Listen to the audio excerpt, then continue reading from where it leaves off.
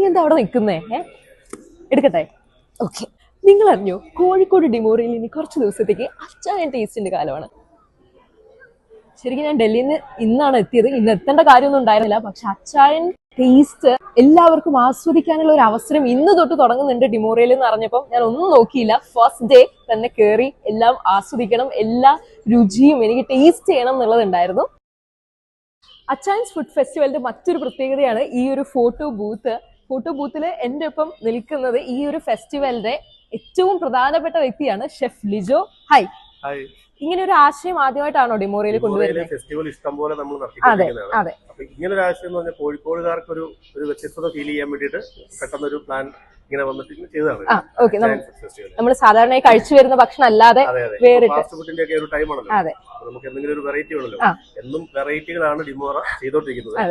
അതിന്റെ ഭാഗമായിട്ടാണ് ഇപ്പോൾ ഇത് ചെയ്യുന്നത്. ഓക്കെ. അപ്പൊ കുറച്ച് ദിവസങ്ങൾ മാത്രമേ ഇപ്പം 10 ഡേയ്സ്. അപ്പൊ ഇനിയും നമുക്ക് വേറെ ഒരു അച്ചായൻ ഫുഡ് ഫെസ്റ്റിവൽ സീസൺ 2 പ്രതീക്ഷിക്കാവോ? പൊറോട്ട, കൊത്തു പൊറോട്ട, അപ്പം, മുട്ടയപ്പം എല്ലാം നല്ല ചൂടോടെ ലൈവായിട്ട് നമുക്ക് കിട്ടും. ഇത് കൂടാതെ ചമ്പാരവും മോരുസോടയും ഒക്കെ ഉണ്ട് കേട്ടോ. ജൂൺ 28-ാം തീയതിക്കുള്ളിലാണ് നിങ്ങൾ ഡിമോറിയിൽ എത്തുന്നെങ്കിൽ രാത്രി 7 മണി മുതൽ 10 മണി വരെ നല്ല വിശാലമായിട്ട് അച്ചായൻ ടേസ്റ്റ് കഴിക്കാം. 15 പേരോട്ട് 1000 പേർക്ക് വരെ ഇരിക്കാൻ സാധിക്കുന്ന 6 ബാങ്ക്വറ്റ് ഹാളുകളും ഇവിടെ അവൈലബിൾ ആണ്.